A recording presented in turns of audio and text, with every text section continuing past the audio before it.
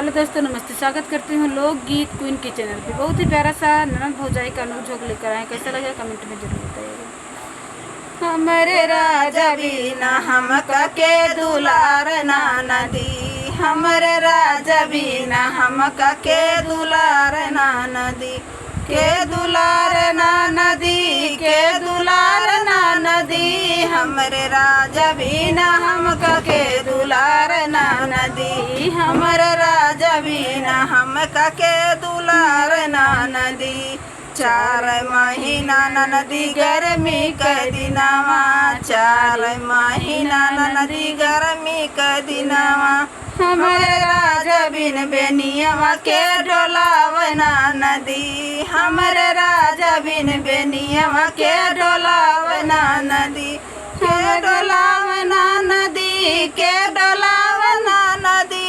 हमरे राजा बिन बेनियवा के डोलावना नदी, हमरे राजा बिन बेनियवा के डोलावना नदी, हमरे राजा बिना हमका के दुलार ना नदी, हमरे राजा बिना हमका के दुलार ना नदी। 4 महीना नदी बरखा के दिनवा, 4 महीना नदी बरखा के दिनवा, हमरे राजा बिन बंगलवा के छवावना नदी, हमरे राजा बिन बंगलवा के छवावना नदी, के छवावना नदी,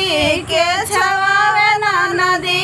हमरे राजा बिन बंगलवा के छवावना नदी, हमरे राजा बिन बंगलवा के छवावना नदी, हमरे राजा बिना हमका के दुलार ना नदी, हमरे राजा बिना हमका के दुलार ना नदी, के दुलार ना नदी, के दुलार ना नदी, हमरे राजा बिना हमका के दुलार ना नदी, हमरे राजा बिना हमका के दुलार ना नदी। 4 महीना नदी ठंडी के दिनवा, 4 महीना नदी ठंडी के दिनवा, हमरे राजा बिन रजैया के ओढ़ावना नदी, हमरे राजा बिन रजैया के ओढ़ावना नदी,